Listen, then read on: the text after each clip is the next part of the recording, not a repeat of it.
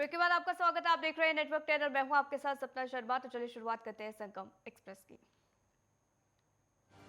प्रधानमंत्री नरेंद्र मोदी ने एक बार फिर कार्यक्रम मन की बात के जरिए संबोधित किया। ये मन की बात कार्यक्रम का 99वां एपिसोड है। प्रधानमंत्री ने 3 अक्टूबर 2014 को विजयादशमी के दिन इस कार्यक्रम की शुरुआत की थी। इस दौरान पीएम मोदी ने कहा कि आज इस चर्चा को शुरू करते हुए मन मस्तिष्क में कितने ही भाव उमड़ रहे हैं। हमारा और आपका मन की बात का ये जो कार्यक्रम है वो 99 है। प्रधानमंत्री ने कहा कि मन की बात में हमने ऐसे हजारों लोगों की चर्चा की है जो दूसरों की सेवा के लिए अपना जीवन समर्पित कर देते हैं। उन्होंने कहा मन की बात में हमने ऐसे हजारों लोगों की चर्चा की है जो दूसरों की सेवा के लिए अपना जीवन समर्पित कर देते हैं। हमारे देश में परमार्थ को इतना ऊपर रखा गया है। ऑर्गन डोनेशन का जिक्र करते हुए प्रधानमंत्री नरेंद्र मोदी ने कहा कि आज देश में अंगदान के प्रति देश में जागरूकता बढ़ रही है। उन्होंने कहा संतोष की बात है कि आज देश में ऑर्गन डोनेशन के प्रति जागरूकता भी बढ़ रही है। साल 2013 में हमारे देश में ऑर्गन डोनेशन के 5000 से भी कम केसेस थे, लेकिन 2022 में ये संख्या बढ़कर 15,000 से ज्यादा हो गई है।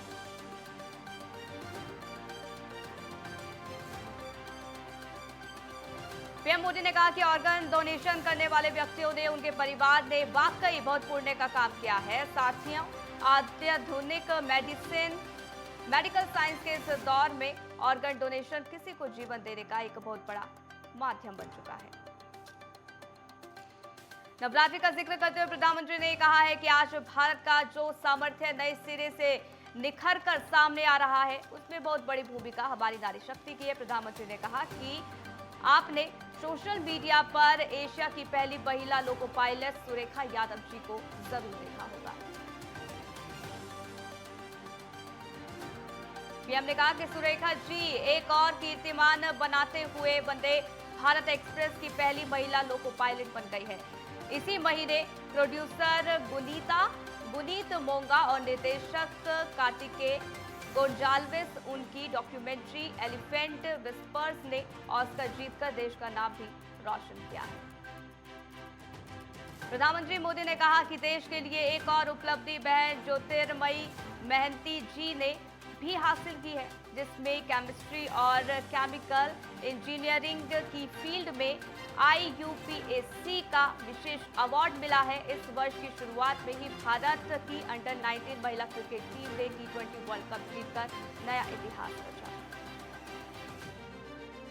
इस दौरान पीएम मोदी ने सियाचिन में तैनात होने वाली पहली महिला अधिकारी captain Shiva Chauhan, group captain Shalija Dhami, NDRF के दस्ते में तुर्की गई महिला दस्ते और नागालैंड की 2 महिला विधायकों का भी जिक्र किया है। लोकसभा की सदस्यता जाने के बाद राहुल गांधी के समर्थन में आज देश भर में कांग्रेस का हल्ला बोल जारी है। कांग्रेस के नेता और कार्यकर्ता हर राज्य में गांधी प्रतिमा के सामने प्रदर्शन उन्होंने किया। इस दौरान पार्टी अध्यक्ष मल्लिकार्जुन खड़गे और महासचिव प्रियंका गांधी दिल्ली स्थित राजघाट पर सत्याग्रह में शामिल होने पहुंचे। वहीं दिल्ली पुलिस ने यहां धारा 144 लागू कर दी है।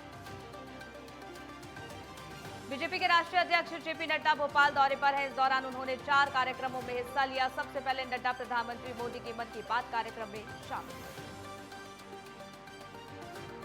स्वागत समारोह में नड्डा ने कहा, राजा भोज की नगरी में आना मेरा सौभाग्य है। जिस तरह से यहाँ मेरा स्वागत हुआ, उत्साह देखा, ये उत्साह आने वाले समय का संदेश दे रहा है। कार्यकर्ताओं ने कहा, इस उत्साह को लक्ष्य में बदलकर इस बार 200 पार करना है। 51% से ज्यादा वोट से हम मध्य प्रदेश में आएंगे। नड्डा ने नए प्रदेश बीजेपी कार्यालय के निर्माण के लिए भूमि पूजन किया है। इसके अलावा संभागीय बूथ अध्यक्ष सम्मेलन, प्रबुद्धजन समागमन कार्यक्रम में भी वो शामिल हुए। वहीं विधानसभा चुनावी रणनीति को लेकर महत्वपूर्ण बीजेपी प्रदेश कोर कमेटी की बैठक को भी संबोधित किया गया। बैठक में मंत्रिमंडल विस्तार को लेकर मंथन किया। पशुपालकों को सीएम योगी ने बड़ी सौगात दी है। 520 मोबाइल वेटरनरी यूनिट को हरी झंडी दिखाकर रवाना किया गया। अब एक कॉल पर पशुओं के इलाज के लिए पहुंचेगी एम्बुलेंस। पशुपालकों को सीएम योगी का सौगात। इस दौरान सीएम योगी ने टोल फ्री हेल्पलाइन 1962 का शुभारंभ किया है। इस मौके पर सीएम ने कहा है कि पशुधन संरक्षण के लिए नए अध्याय की शुरुआत हो गई है। पशुपालकों को उनके द्वारा सुविधाएं दी गई है। वेटरनरी यूनिट के समय पर इलाज भी यहां पर मिला। खालिस्तान समर्थक अमृतपाल सिंह की 9वें दिन भी तलाश जारी है। देश के 8 राज्यों में पंजाब पुलिस का सर्च ऑपरेशन। पटियाला में अमृतपाल के 2 सीसीटीवी फुटेज आए सामने। 9वें दिन भी अमृतपाल की तलाश जारी। इसरो ने 36 सैटेलाइट को ले जाने वाला भारत का सबसे बड़ा LVM-3 रॉकेट श्रीहरिकोटा के सतीश धवन अंतरिक्ष केंद्र से लॉन्च किया है। ब्रिटेन की नेटवर्क एक्सेस एसोसिएट लिमिटेड ने पृथ्वी की निचली कक्षा में 72 सैटेलाइट को लॉन्च करने के लिए इसरो की commercial branch new space India limited से एक करार किया है। OneWeb ग्रुप कंपनी के पहले 36 सैटेलाइट 23 अक्टूबर 2022 को लॉन्च किए गए थे। इसरो की यह 18वीं लॉन्चिंग है। इस साल का यह तीसरा लॉन्च है और इससे पृथ्वी की निचली कक्षा में सैटेलाइट के समूह की पहली पीढ़ी पूरी हो जाएगी। जानकारी के मुताबिक 43.5 मीटर लंबा इसरो का यह रॉकेट ब्रिटेन की एक कंपनी के 36 उपग्रह को एक साथ लेकर रवाना हुआ। जिन उपग्रहों को लेकर LVM-3 ने उड़ान भरी, उनका कुल वजन 5,805 टन है।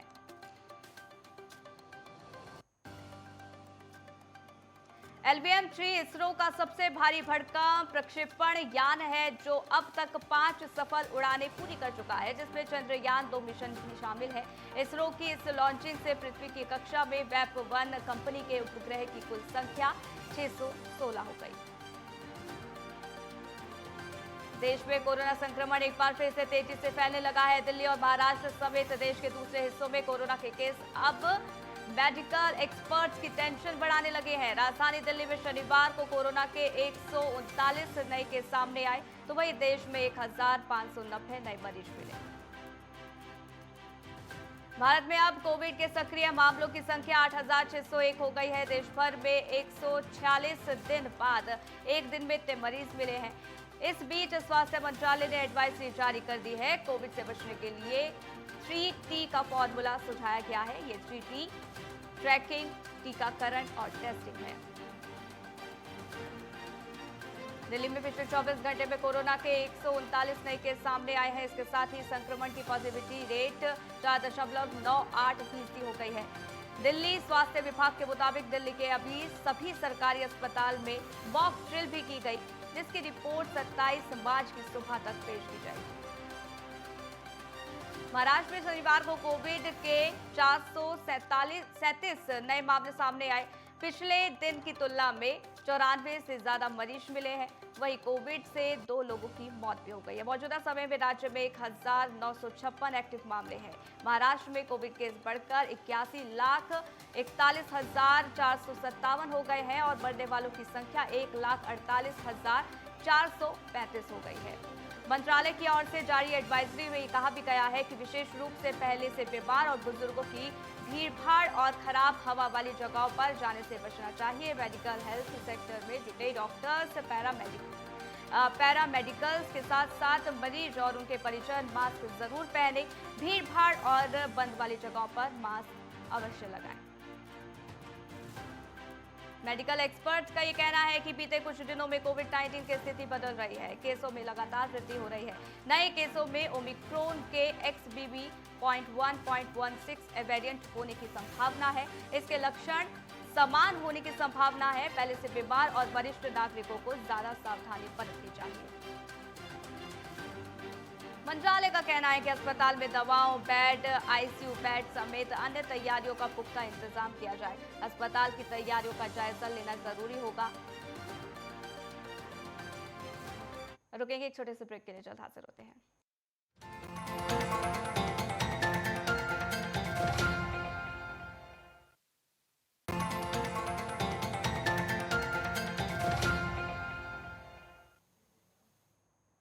तो ब्रेक के बाद आपका स्वागत है। आगे बढ़ेंगे। बागपत के किसानों को अपने कृषि अवशेष जलाने की आवश्यकता नहीं है, क्योंकि बागपत के ही एक किसान ने कृषि अवशेषों से ऑर्गेनिक कोयला बनाने का एक षड्यंत्र लगाया है, जो कि पूरे पश्चिमी उत्तर प्रदेश में अपनी तरह का अनोखा और एकमात्र संयंत्र है। इस संयंत्र के कृषि अवशेष से रोजाना 100 टन ऑर्गेनिक कोयले का निर्माण किया जा रहा है। मंत्री सूर्य प्रताप शाही ने प्रदेश सरकार की उपलब्धियों के लिए सीएम योगी को बधाई दी है और साथ ही पीएम मोदी को भी बधाई दी और ये कहा कि उत्तर प्रदेश की महान जनता को भी अपनी ओर से आभार प्रकट करता हूं। उन्होंने दूसरी बार उत्तर प्रदेश की सेवा करने का मौका दिया। अहमदनगर में पुलिस ने कई मामलों का खुलासा किया है। ट्रैक्टरों समेत अपराध का 83% सामान बरामद किया गया है, जिसके चलते विशेष पुलिस महानिरीक्षक ने शेबगांव पुलिस की प्रशंसा भी की। बोकारो में एक शिक्षक ने गुरु शिष्य के रिश्ते को कलंकित कर दिया है। शिक्षक ने घर में अकेली नाबालिग को अश्लील वीडियो दिखाकर छेड़खानी करने का काम किया। पुलिस ने पीड़िता की मां की शिकायत पर आरोपी शिक्षक को गिरफ्तार कर लिया है। हापुड़ में चेकिंग के दौरान पुलिस ने अवैध शराब पकड़ी है। शराब की कीमत करीब 50 लाख रुपए है। यह शराब अरुणाचल प्रदेश से लाई जा रही थी। पूर्वी दिल्ली के V3S मॉल में 2 स्पा सेंटर में स्पेशल स्टाफ की रेड पड़ने से हड़कंप मच गया। इस दौरान पुलिस ने छापा मारकर 9 युवतियों को गिरफ्तार कर लिया है। फिलहाल पुलिस आगे की कार्रवाई में जुटी हुई है। दिल्ली में राजेंद्र नगर थाना की पुलिस टीम ने 2 ऑटो लिफ्टर को गिरफ्तार किया है, जिनके पास से 7 चोरी की बाइक, स्कूटी और एक ई-रिक्शा बरामद किया गया है। पुलिस ने इनकी गिरफ्तारी से 11 वाहन चोरी के मामले का खुलासा करने का दावा किया। औरैया में बिना डिवाइडर की बनी पुलिया के नीचे बाइक समेत सिपाही की गिरने से मौत हो गई है। घटना के बाद परिजनों में कोहराम मच गया। पुलिस ने शव को पोस्टमार्टम के लिए भेजकर मामले की जांच शुरू कर दी। एटा में नाबालिग से अपहरण के बाद दुष्कर्म करने के दोषी को कोर्ट ने 10 साल की सजा सुनाई है। साथ ही 70,000 रुपए अर्थदंड भी लगाया है। अंबेडकर नगर में 2 पक्षों में जमीनी विवाद को लेकर खूनी संघर्ष हो गया, जिसमें आधा दर्जन लोग घायल हो गए हैं। वहीं एक युवक की घटनास्थल पर मौत हो गई। सूचना मिलते ही पुलिस ने घटनास्थल पर पहुंचकर मामले की जांच शुरू कर दी। दिल्ली में कई मामलों में फरार चल रहे आरोपी के खिलाफ बिंदापुर पुलिस लगातार छानबीन कर रही है, जिसके चलते बिंदापुर पुलिस ने 3 भगोड़ों को गिरफ्तार किया है। इन्हें गिरफ्तार करने के लिए पुलिस ने टेक्निकल सर्विसेज और लोकल इंटेलिजेंस की मदद ली। केंद्रीय गृह और सहकारिता मंत्री अमित शाह 31 मार्च को उत्तराखंड आएंगे। जानकारी के मुताबिक अमित शाह हरिद्वार में सहकारिता विभाग की विभिन्न योजनाओं का शुभारंभ करेंगे। सूबे के सहकारिता मंत्री डॉक्टर धन सिंह रावत ने अधिकारियों को कार्यक्रम की तैयारियों को अंतिम रूप देने के निर्देश दिए। कौशाम्बी के कोखराज थाना क्षेत्र में नशे में धुत पति ने पत्नी की हत्या कर दी, जिसके बाद आरोपी ने खुद भी ट्रेन के आगे कूदकर अपनी जान दे दी। घटना के बाद परिजनों में कोहराम मच गया। मौके पर पहुंची पुलिस ने शव को पोस्टमार्टम के लिए भेज दिया और मामले की जांच शुरू कर दी। अलीगढ़ के हमदर्द नगर में घर से बुलाकर दबंग ने युवक पर चाकू से हमला कर दिया है। घायल युवक को अस्पताल में भर्ती कराया गया। घटना के बाद आरोपी मौके से फरार हो गया। सूचना पर पहुंची पुलिस पूरे मामले की जांच में जुटी हुई है। देहरादून में युवा कांग्रेस के अध्यक्ष सुमित्र भुल्लर के नेतृत्व में युवा कांग्रेस कार्यकर्ताओं ने मशाल जुलूस निकालकर केंद्र सरकार के खिलाफ जमकर विरोध प्रदर्शन किया है। युवा कांग्रेस के प्रदेश अध्यक्ष सुमित्र भुल्लर ने ये कहा है कि जिस तरह कांग्रेस के पूर्व अध्यक्ष राहुल गांधी की सदस्यता को समाप्त करने का काम किया गया है, वह स्वच्छ लोकतंत्र के लिए घातक सिद्ध होगा।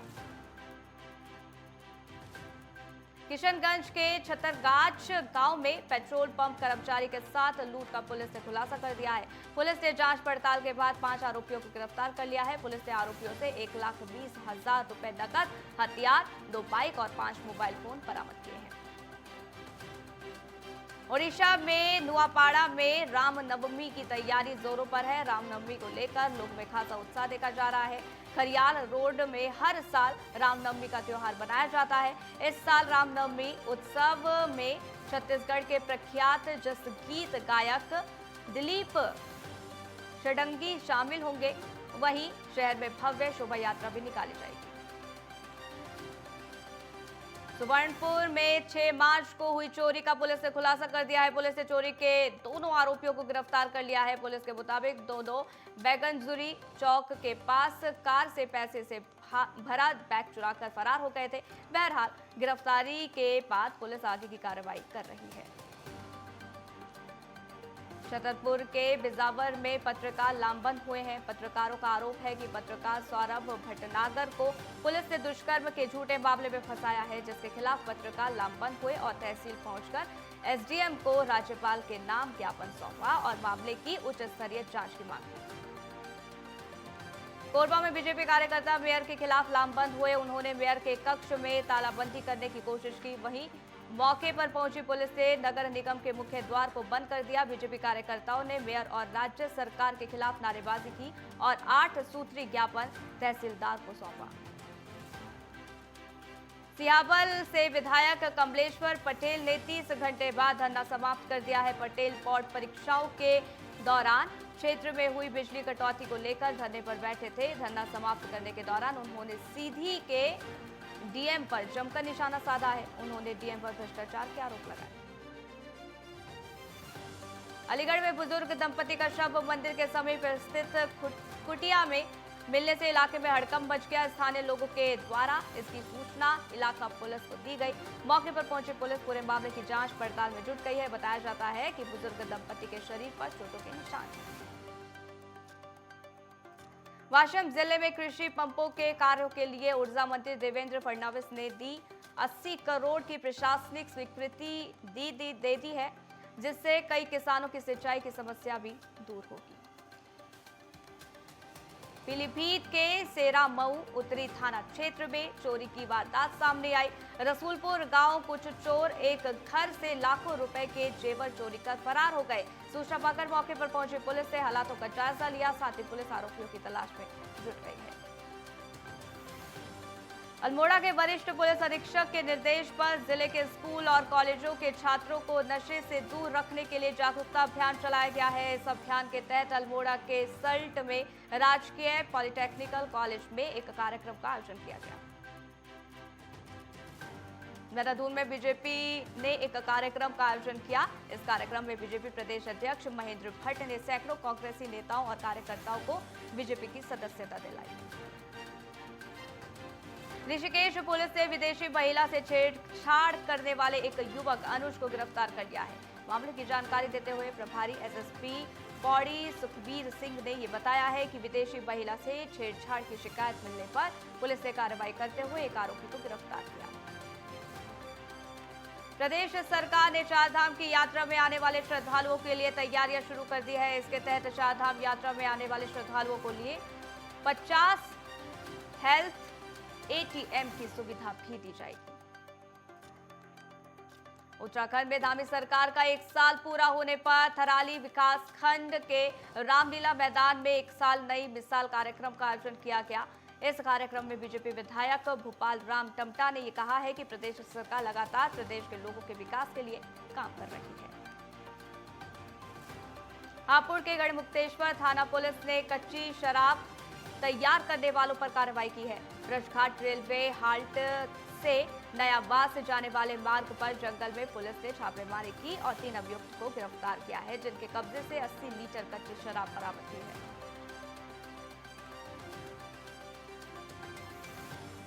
हापुड़ के अनूपपुर डिबाई गांव में पूर्व प्रधान की हत्या का मामला सामने आया है। कुछ लोगों ने फायरिंग कर पूर्व प्रधान की हत्या कर दी, जबकि हमले में एक व्यक्ति घायल हो गया है। सूचना पाकर मौके पर पहुंची पुलिस ने घायल को अस्पताल में भर्ती कराया, वहीं मृतक के शव को पोस्टमार्टम के लिए भेज दिया।